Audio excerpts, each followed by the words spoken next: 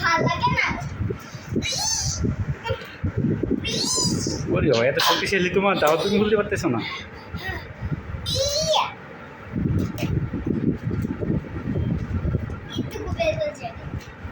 কয়টা বের করছো? 1 1 2 3 4 5 6 7 7টা। এটা গোলা। তাহলে ফ্রিজের মধ্যে রেখে দাও, তাহলে তো শক্ত হয়ে যাবে। আর আমি এই একটা বের করে ঠিক আছে, খাওয়া যাবে। আচ্ছা। না ধরো তো ধরো।